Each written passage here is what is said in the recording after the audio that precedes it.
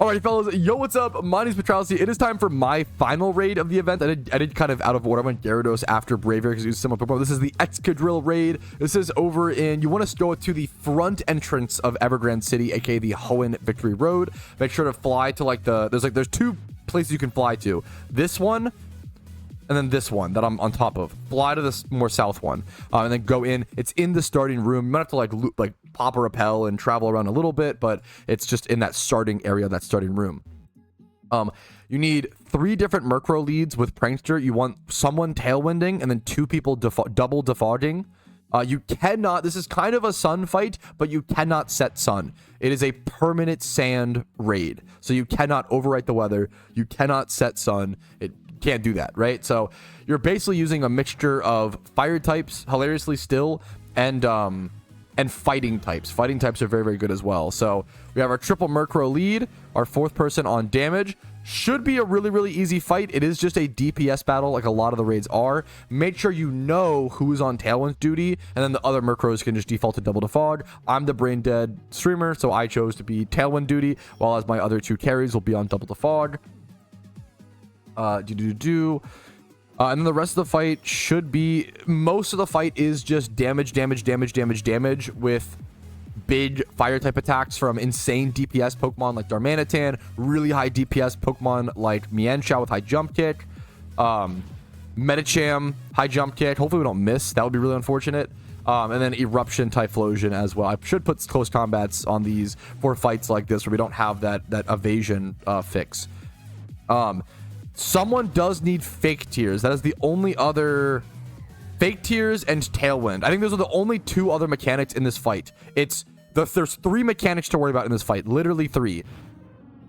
The lead is tailwind, defog. That's mechanic number 1. On turn 4, someone wants to fake tears, it seems like.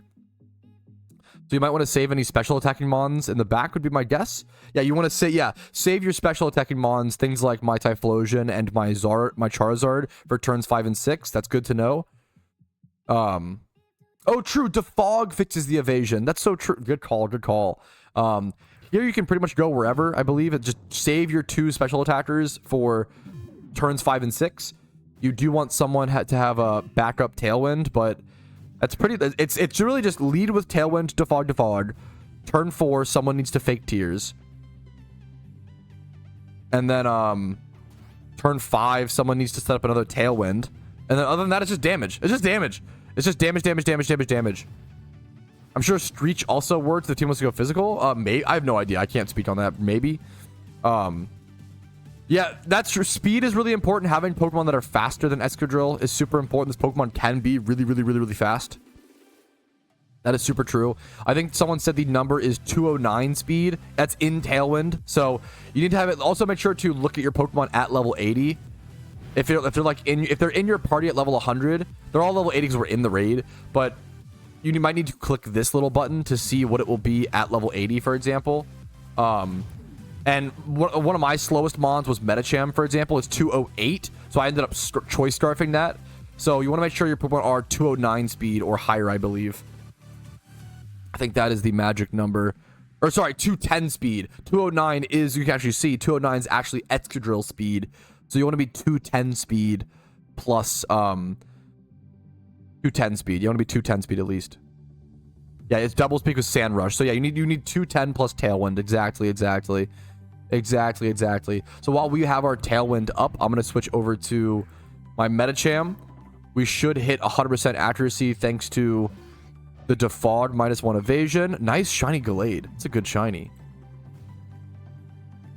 I never really cared about shiny Gallade, but now there's so many. Once again, as a shiny hunter, man, this is why I don't consider these guides. These are mostly just like fun, like my journey, my fights, you know. I follow Tab's guides over on YouTube, and then I love doing my own fights and showing them off and kind of documenting them and just showing what it looks like for the average player to go through one of these fights, what it looks like, you know. But as a shiny hunter, dude, it's so cool how many shinies. I'm way more interested now. I'm way more interested in with raids. Like, raids have upped the demand severely for different shiny Pokemon and different shiny hunts, which is an amazing thing. It adds more goals, it adds more variety, it adds more interest, it adds more demand into the game into a million different ways. So really happy to see that kind of stuff.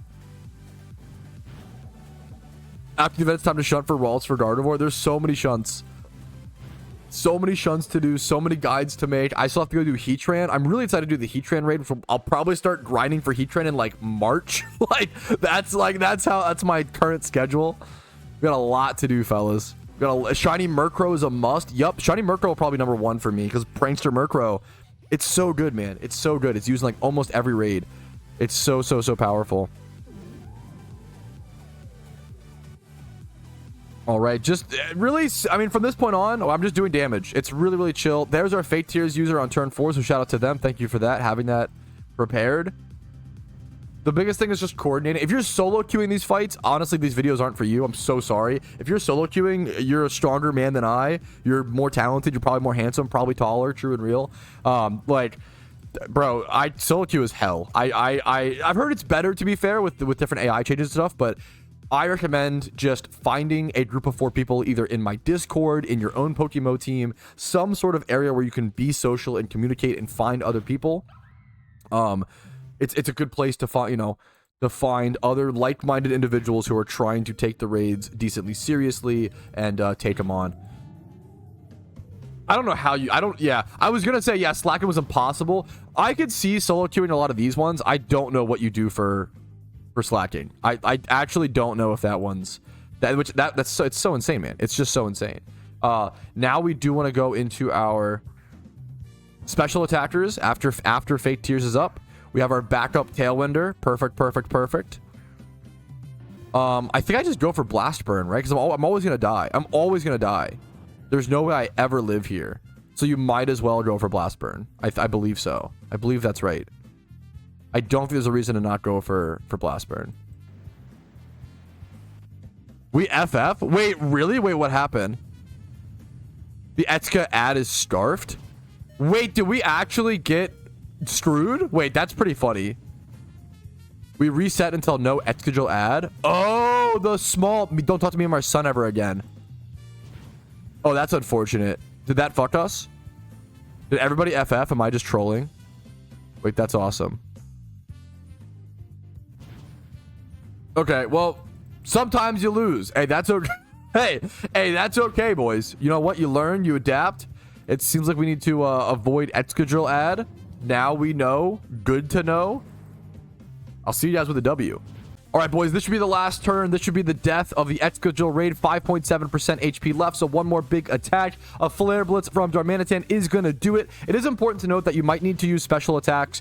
So the reason you Fake Tears on turn 4, you actually do definitely want to bring in special attackers on turn 4 and 5. Apologies if I wasn't more clear about that, but bring in special, because he's gonna create a shield, and you have to break that shield by throwing up a Fake Tears and then throwing up special attacks. And then to correlate, you could Screech and do physical attacks, but make sure you have the right attacks with the stat drop to actually break that shield. So I think I brought in Metacham, and that was trolling last fight, but there we go. That is the Excadrill caught. He is worth a fair amount of Pokeyen if you want to do something for profit. And that's also the final raid I needed. There is the bouquet, the final dying flower. That is the end of this raid video. Hopefully you enjoyed. Like it if you did. Subscribe to the channel if you want to watch the stream. Check them out live or go above and beyond to support the content. I will see you guys tomorrow. Peace, Reno. Hey, thank you so very much for watching until the very end of the video. That means the world to me. And if your name is listed here, you're the reason I'm able to do this in the first place by going above and beyond and supporting the channel via YouTube memberships and Twitch Primes. Thank you so much. Have a great day.